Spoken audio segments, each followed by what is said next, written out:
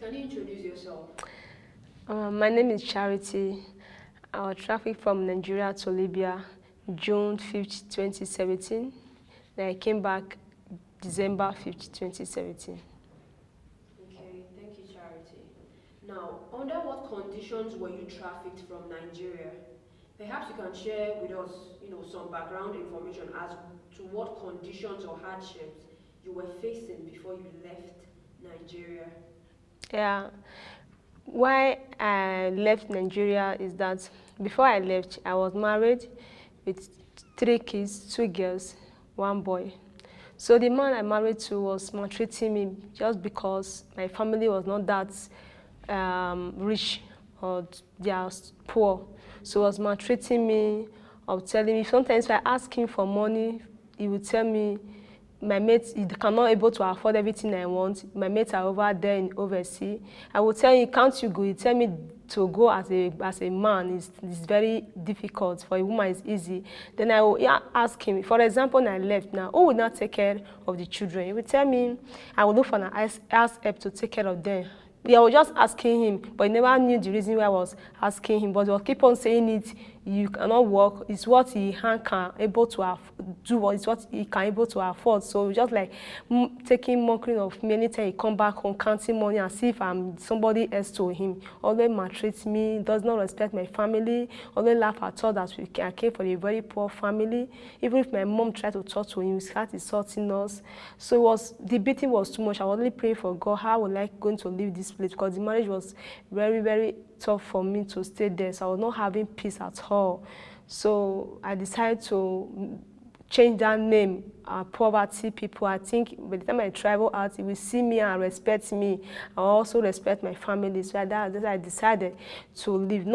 I didn't leave the children for him, but I decided to go to make a better life for my family and my siblings, because I was tender age, like 3 years old when I lost my dad. I don't even know him. So my mom was the one taking care of us. So it was very hard for her to take care of us for until we grew up. So it's for me to grow up and also support my mom to also take care of my siblings. So that is the reason why I got married.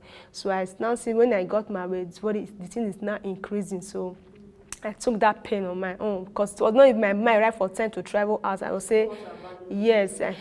So that's how I left. But when I left, I didn't abandon those children for him. I took them to my auntie's place, 3 of them. So that was when I now left. He now went to my auntie's place. He told my aunt that we want to start school. It was holiday time. That Martin now told him to let them start school in his area.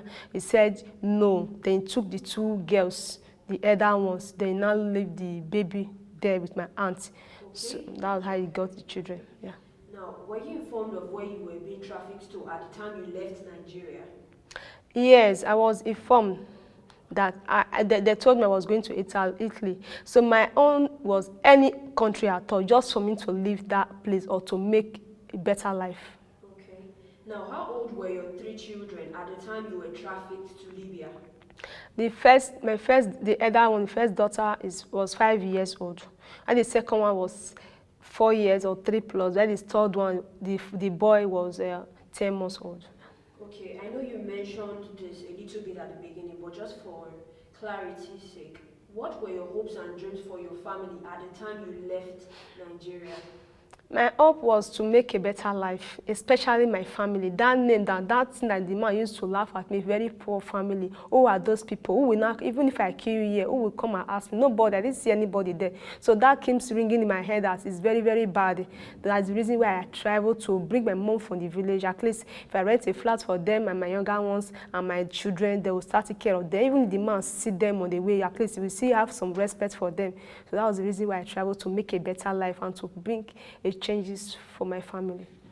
Okay, but how is it that you ended up in Libya? I mean, your intended destination was Italy, right? Yeah. So how did you end up in Libya? I ended up in Libya because the sponsor that I was supposed to take, that is paying up the money that's supposed to take me to Italy direct, it didn't pay on time. So that was the reason why, because they used to pay from one place to another. So if they didn't pay you, maybe you are going from Benin to Lagos. By the time you get to Lagos, there's no money for you to move from Lagos to Abuja. You will not leave until they pay the money from Lagos to Abuja. That is how the journey is. That's the reason why I didn't go.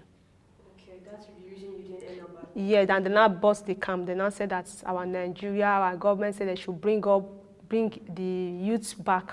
That they see that people have been dying in the sea and the place is dangerous, that we should come back home. That's when they now bust the camp and took us to prison before they now bring us to Nigeria. Okay, you mentioned that you returned back to Nigeria December 5th, 2017, right? Yeah. How are you able to return back to Nigeria? You just said a little bit of it. Can you tell us more? Like I said, they said it's a UN that sent them to come and take us. So I was brought back by IOM, which is a UN Nigeria embassy in Lagos. So they take us to the embassy in Libya. Then they brought us to Nigeria in Lagos. Yeah. Okay. Did you receive any support from the Nigerian government at the time of your return? Yeah, when we came back to Lagos airport, so our Edo State governor sent some people to come and receive us. So that is how they see different people, different countries. So they received us there. They took us to hotel on that night. So we land at 12 a.m. in the early morning. So they took us to hotel to sleep and they received us. They gave us my money was 41,500. Yeah. Okay. Now, I'm sure you must have been eager to see your children again when you returned. Please, can you describe the situation with your family life after you returned to Nigeria? When I returned, so they gave us a hotel in Benin here to stay if you don't have a place to go for the now. So that night I couldn't stay. I said I want to go to my auntie's place because I know my children is there. So I went there. I saw my auntie. The auntie was like, I said, where my children? Said that the father have taken them there. Where is the baby? Said my mom had taken him to the village. So I called my mom. So she now brought my baby, which is December 7th. So she dropped and she said she wants to leave that very day. I said, why? She started angry with me that I had left my children. Now I came back frustrating, nothing. I wish I called her with plus number. She should have not said something like that. She should have said, thank God for everything. So that was how she dropped my baby up till now. That's how the baby started staying with me. So for the remaining 2 girls, I called their father. The man started abusing me that I came back with sickness. Yeah.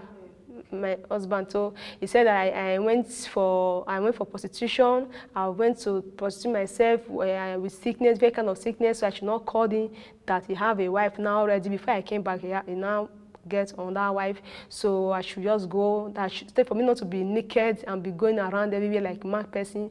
You allow me to come and carry some of my clothes so I'll be wearing. So I tried to call him to allow me to see my children. He will not allow me to talk to them on phone. I know this might be a little bit hard, but can you describe the emotional toll or the effect that this had on you? You know, considering all you had just been through and you had come home now and you don't have access to your children, which, you know, they were the most important thing to you at that moment, right? Yeah. So please, can you describe the emotional effects that this had on you? When I came back, especially what my mother told me, so I was really disappointed. I was ashamed. I was so disappointed of myself as because I didn't make it. It was not really easy for me at all. It was not really easy. So I don't even have it in mind again to even stay. When I say that nobody, no family to even think of, now this girl have come back now empty-handed. Let's think of how she will survive, where she will stay. Even that December period, everybody happy in the house. I was like thinking, crying day and night. Even the money they gave to us, I used to treat myself. And my mom brought my baby. I shocked. I said, who is this? Says your son. I said, this one. That's what is going on. So the baby was very sick. So my aunt would take him to everywhere. They'll say no blood. We spend all the money. I sold my caravan. I said I want to go back again. I was going through the hair, so they was like doing the paper for me, visa. They would take us to river, doing sort of things. But I don't even mind. So the caravan, I used to take care of my baby, so to make sure I go back again. But everything, because it was not easy for me to face, nobody to help. That was the reason why I wanted to take the step again. So the thing was not really easy at all. Okay, I'm so sorry about that.